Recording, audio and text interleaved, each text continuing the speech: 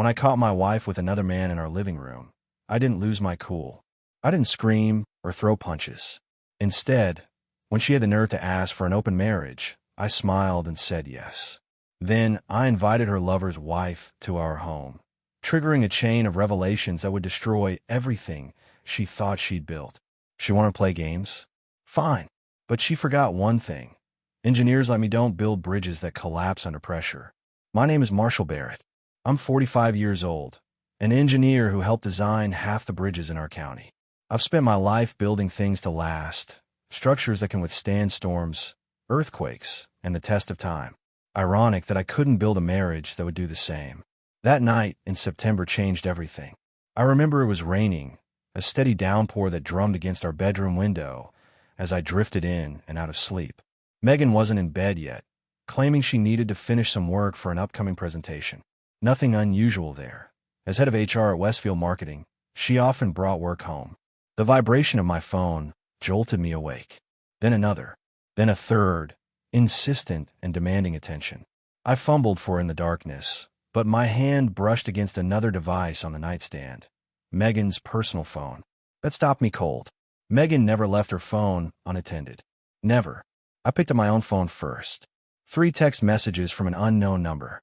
Your wife is cheating on you. Check her work phone. She has a second one. She's downstairs with him right now. My blood turned to ice. I sat up, suddenly alert, listening.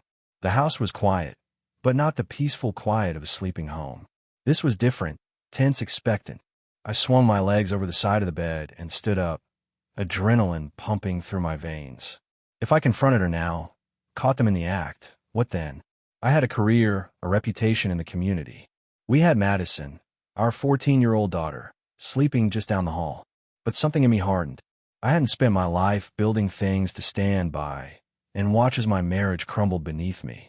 I deserved the truth, however ugly it might be. I moved silently to our bedroom door, careful to avoid the creaky floorboard near the threshold. The hallway was dark, but a faint glow rose from downstairs. And then I heard it. A laugh. Megan's laugh, but softer, more intimate than I'd heard in years. My hand gripped the banister as I took each step downward, every muscle tense, preparing for what I might find. The laughing stopped, then whispers, then silence. I reached the bottom of the stairs and paused at the edge of the living room. What I saw there burned itself into my memory forever. Megan sitting too close to a man on our couch, her hand on his thigh, his arm around her shoulders. The world tilted beneath my feet. I stood there, frozen in the shadows of my own home, watching a stranger touch my wife. He was younger than me, mid-30s at most, lean and carefully styled in a way that screamed corporate climber. One of Megan's co-workers, I realized. Eric. She'd mentioned him a few times, always casually. Too casually, as it now seemed. My fingers curled into fists at my sides, but before I could step forward, I heard the front door open. The sound cut through the room like a gunshot. Madison stood in the doorway, backpack slung over one shoulder, keys dangling from her hand. She wasn't supposed to be home. She'd been at a friend's house working on a science project. Dad. Her voice wavered as her eyes darted between me on the stairs, her mother, and the strange man sitting too close to her on our couch. Everything stopped.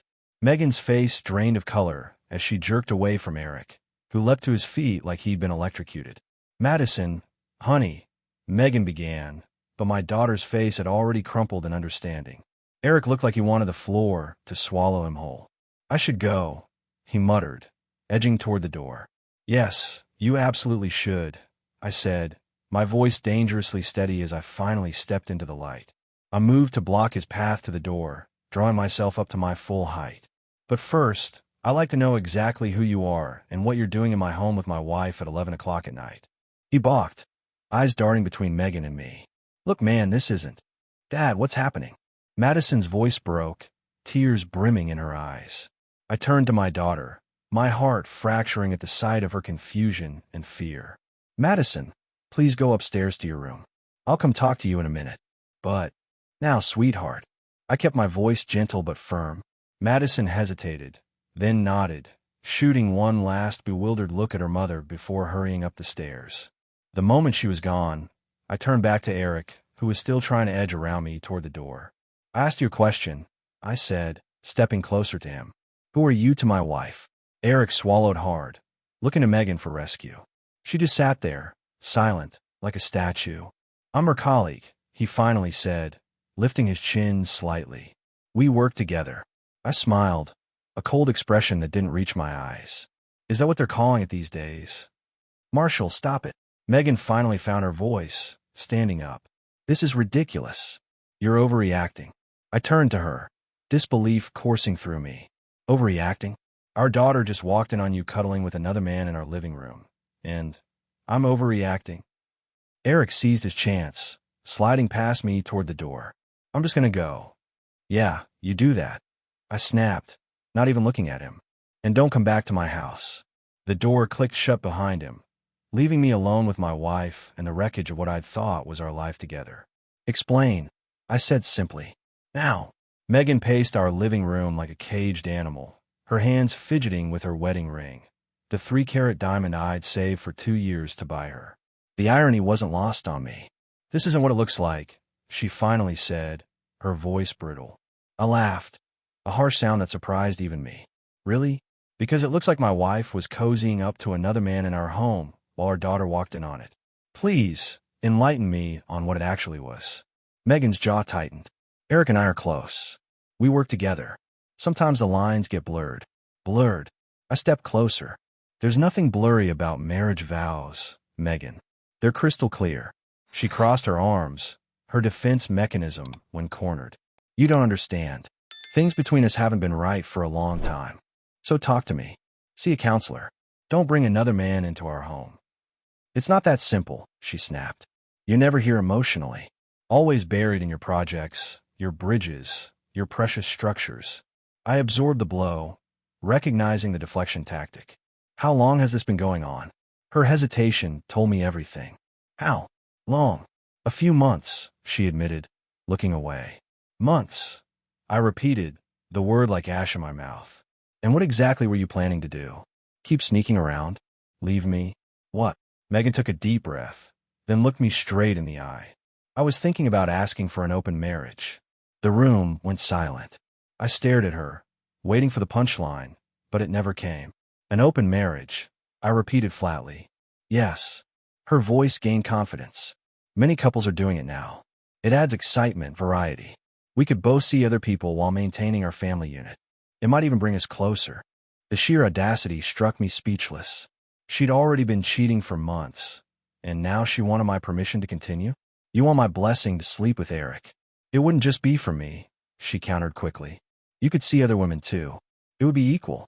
I looked at this woman, this stranger wearing my wife's face, and felt something shift inside me. A calm, dangerous clarity replaced the shock and rage. I need to check on Madison, I said quietly, turning toward the stairs. Marshall, we need to discuss this. I paused, looking back at her. Oh, we will. But our daughter comes first. As I climbed the stairs, a plan began forming in my mind. If Megan wanted an open marriage, perhaps I'd give her exactly what she asked for, just not in the way she expected. I found Madison sitting on her bed, hugging her knees to her chest. Her eyes were red-rimmed, her cheeks tear-stained. My heart broke seeing her like this. Hey, kiddo, I said softly, sitting beside her. Are you and Mom getting divorced? She blurted out, her voice cracking. I sighed, choosing my words carefully. I don't know yet. What you saw tonight, it's complicated. Mom was with another guy. I'm not stupid, Dad. I nodded, respecting her enough not to lie. You're right. Your mother made some choices that have hurt our family. Why would she do that? Doesn't she love us? The simple question nearly undid me. I put my arm around her shoulders, drawing her close. Of course she loves you, Madison. This isn't about you. This is between your mother and me. Madison leaned against me, small and vulnerable in a way she hadn't been in years. At 14, she usually maintained careful distance, asserting her independence. Now, she seemed much younger. What's going to happen now? She whispered. I don't know exactly, I admitted. But I promise you this. Whatever happens between your mother and me, you will always be our priority. We both love you more than anything. But everything's going to change, isn't it? I couldn't lie to her. Yes, things will probably change. But change isn't always bad. Sometimes it's necessary. We sat in silence for a while, the weight of the night settling around us. Eventually, Madison's breathing steadied. You should get some sleep, I told her. You have school tomorrow. She nodded, but grabbed my hand as I stood. Dad, are you okay? The question caught me off guard. My teenage daughter, in the midst of her own pain, was checking on me. I felt a surge of pride through the heartache. I will be, I assured her, squeezing her hand. I'm tougher than I look. That earned a small smile. You designed the Miller Bridge. Mom says nothing could break that, so nothing can break you either.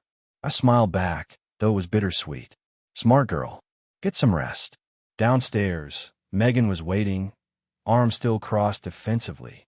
Is she all right? No thanks to you, I replied coldly. But she's strong. She'll be okay. Marshall, about what I said. I held up a hand, stopping her. Not tonight. I need time to think. And think I would. Megan had no idea what was coming her way. The next morning, I drove Madison to school early. Neither of us had slept well, but I'd insisted on maintaining some normalcy.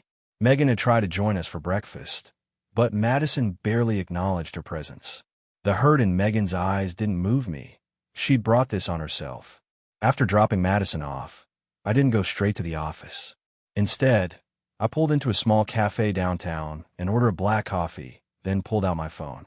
I scrolled through my contacts until I found what I was looking for.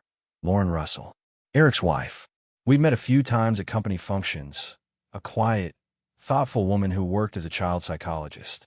I remembered Megan describing her as too serious for Eric. Now the comment took on a whole new meaning. I hesitated, thumb hovering over the call button. This would change everything, make it all real in a way I couldn't take back.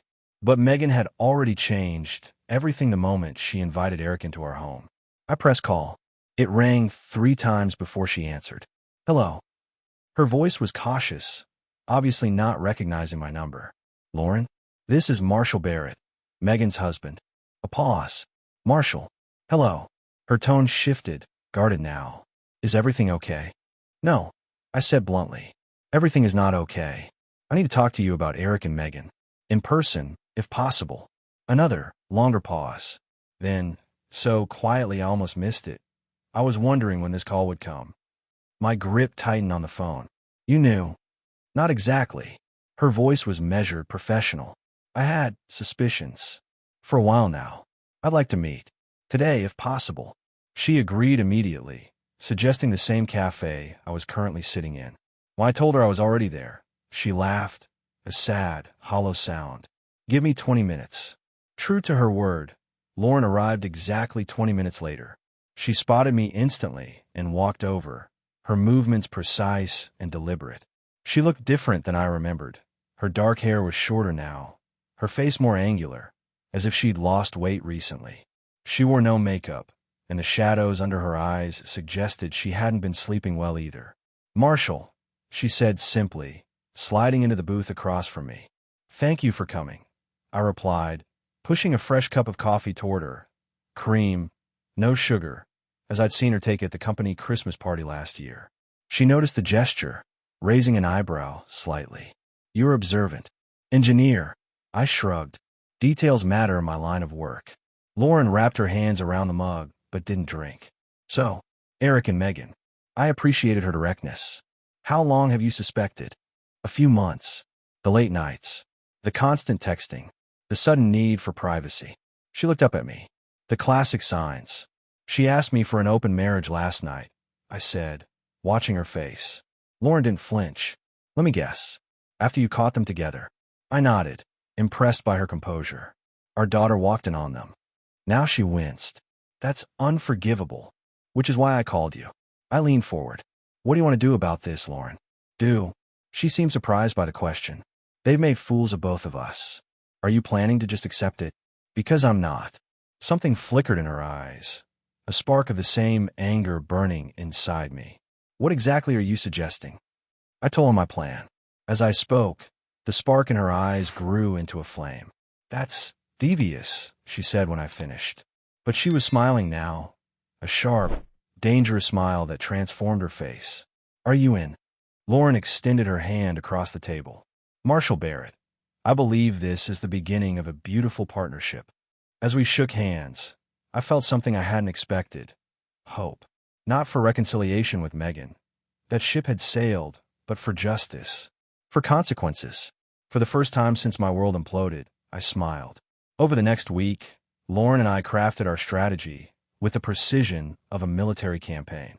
We met daily, sometimes at the cafe, sometimes at a park across town, careful to avoid places where we might be seen by Eric or Megan. I played my part perfectly at home. I was distant, but not hostile, giving Megan the impression I was still processing her suggestion. She interpreted my calm as weakness, as capitulation, exactly as I'd intended. "Have you thought more about what I said?"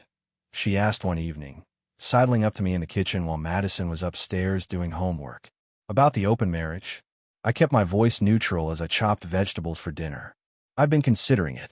The surprise on her face was almost comical. She clearly hadn't expected me to entertain the idea. "You have." She couldn't hide her eagerness. "What are your thoughts?" I set down the knife and turned to face her. "I have questions. Rules. Boundaries." She nodded quickly. "Of course. We should definitely establish parameters. Like whether existing relationships count." I watched her carefully. Megan hesitated. "You mean Eric?" "Among others," I said casually. Her eyes narrowed slightly. "What do you mean, others?" I shrugged. "Just that transparency should go both ways. If there's anyone else I should know about." "There isn't," she said too quickly. According to Lauren, who'd checked Eric's phone while he was showering, there were at least 3 other text conversations that suggested otherwise. "Good to know," I replied, turning back to my vegetables. "And what about our veto power?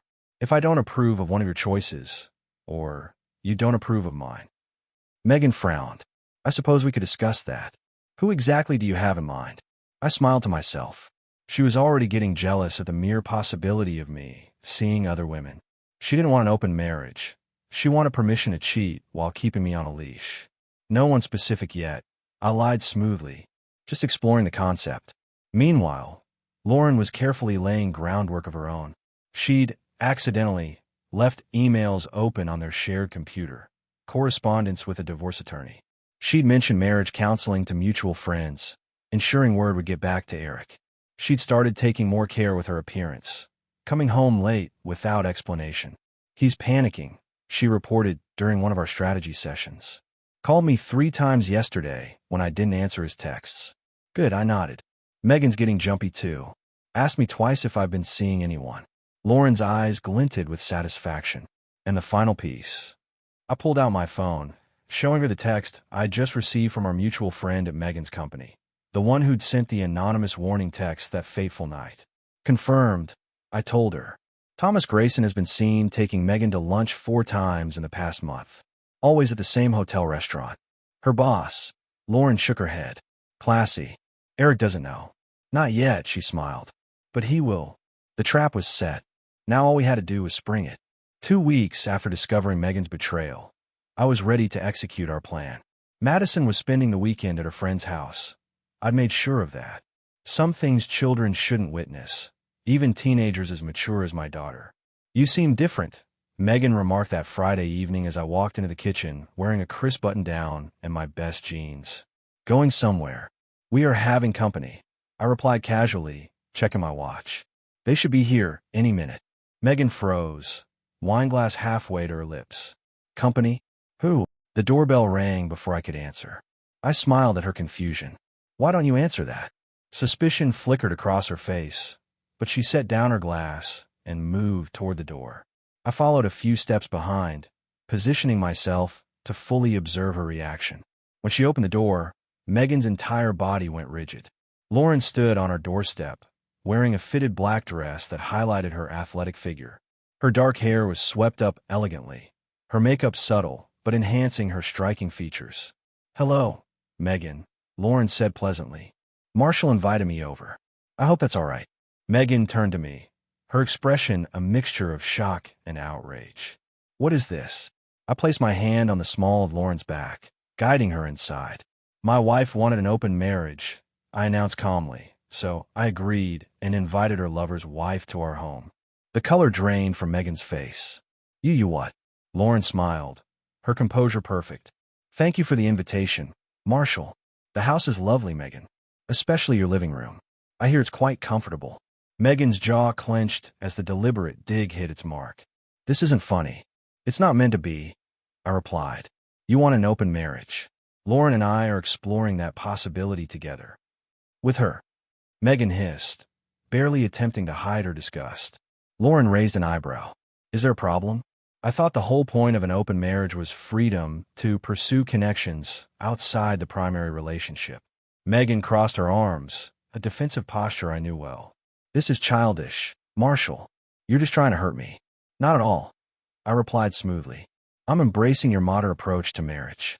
In fact, I've been thinking a lot about what you said, about how traditional monogamy is restrictive. Maybe you were right." A flash of uncertainty crossed Megan's face. This wasn't the reaction she'd expected. She'd anticipated anger, jealousy, maybe even begging. My calm acceptance, and worse, my active participation, was completely derailing her narrative. "You don't even know her," Megan protested weakly. "I'm getting to know her quite well," I countered. "Just as you got to know Eric. And Thomas." Megan's eyes widened at the mention of her boss. "What are you talking about?" "Oh," Lauren interjected with false innocence.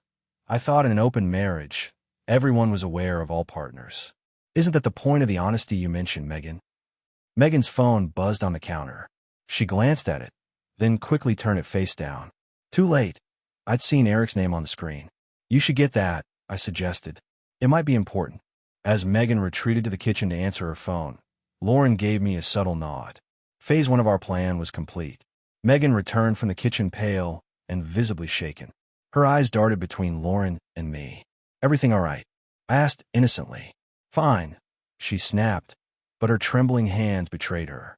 "Eric just wanted to confirm our lunch tomorrow."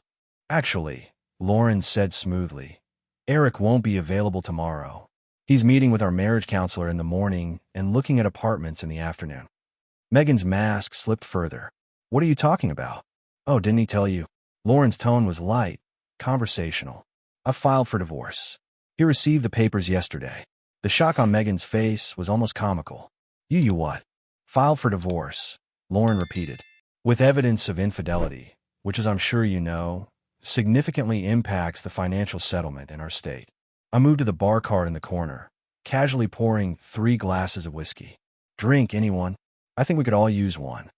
Megan ignored the offer, her attention locked on Lauren. "You can't do that." "Actually, I can and I did." Lauren accepted the glass I offered her. "My attorney says it's one of the clearest cases of infidelity she's seen. All those texts, hotel receipts, witness statements." She took a deliberate sip. "Very thorough documentation." Megan's phone buzzed again, this time with a call. Eric's desperate face filled the screen. She declined it immediately. "Are you sleeping with her?" Megan suddenly demanded, turning to me. I raised an eyebrow. "Would it matter if I was?" "You've been sleeping with Eric for months. And Thomas. Isn't that what an open marriage means?" "That's different." "How is it different, Megan?" I challenged, my voice hardening. "Because you established the rules without consulting me? Because you started cheating first, and then try to legitimize it afterward? You're just doing this for revenge," she accused. "No," Lauren interjected. "He's doing exactly what you asked for, embracing an open relationship. It's just not playing out the way you scripted it." Megan's phone rang again, a different caller this time. "Thomas Grayson. Quite popular tonight," I observed. "You should probably take that." Megan grabbed her phone and stormed upstairs. The moment she was out of earshot, Lauren turned to me with a slight smile. "She's unraveling faster than we expected." I nodded, satisfaction coursing through me. "Eric called you?" "Right on schedule," Lauren confirmed. "Panicking about the divorce papers, which don't actually exist yet, but he doesn't know that. And Thomas. Got an anonymous email about an hour ago with photos of Megan entering his hotel. The timestamp shows she was there when she claimed to be at her sister's baby shower." I smiled grimly. Perfect timing. From upstairs came the sound of Megan's raised voice, then something being thrown against a wall. Our plan was working better than we'd hoped. But the night was still young, and the final act was yet to come. The tension in the air was palpable when Megan returned downstairs. Her makeup was smudged, her breathing uneven. She'd clearly been crying. "Everything okay?" Lauren asked with feigned concern. Let's cut the act, Megan snapped. What exactly do you two want? To humiliate me? Congratulations. Mission accomplished. I leaned back in my chair, studying the woman I'd shared my life with for 17 years. No, Megan. We want you to experience the consequences of your actions, something you've apparently managed to avoid until now. Fine, I made a mistake. Is that what you want to hear? She threw her hands up in exasperation. I'm sorry. Now, can we please just... The doorbell rang, cutting her off mid-sentence. Megan froze, her eyes darting to mine with sudden apprehension. Expecting someone, I asked innocently. Who else did you invite to this little revenge party? She demanded. I smiled, rising to answer the door. Why don't we find out? When I opened the door, David stood there, his face a mask of barely contained fury. Where is she? I stepped aside, gesturing toward the living room. Right this way. Megan's face went from confusion to horror as David stormed in, followed by a stone-faced Thomas Grayson, her boss and apparent second lover. What is this? She whispered, backing away. David glared at her. You said you were leaving your husband for me, that we had something special. Then I get a text with pictures of you and him. He jabbed a finger toward Thomas, at the Grand Plaza Hotel. The same day you told me you were visiting your sister. Thomas adjusted his tie, his professional demeanor barely masking his anger. And you told me your marriage was essentially over, that your husband was emotionally absent, and you were planning to file for divorce. Imagine my surprise when my wife received an anonymous email with evidence of our indiscretion. The blood drained from Megan's face as she looked from one man to the other, then to Lauren and me. You set me up, she accused, her voice trembling. Lauren smiled coldly. No, Megan. You set yourself up. We just made sure everyone knew the truth. All of it. Not just the convenient parts you chose to share. You've been playing all of us, David continued, disgust evident in his voice. Using me to make him jealous. Using him to advance your career. That's not true. Megan protested, but her voice lacked conviction. Save it, Thomas cut in. I've already spoken with HR. Your position at Westfield is being terminated, effective immediately. Given the circumstances, I trust you understand why. Megan's legs seemed to give out as she sank onto the couch. You can't do this. Actually, we can, I replied, pulling an envelope from my jacket pocket. These are divorce papers. My lawyer drew them up last week. No, she whispered, staring at the envelope like it might bite her. Marshall, please, we can work this out. There's nothing to work out, I said firmly. You wanted freedom, Megan. Now you have it. As reality crashed down around her, Megan finally broke. Tears streamed down her face, her carefully constructed world collapsing in real time. What about Madison? She asked, her voice small.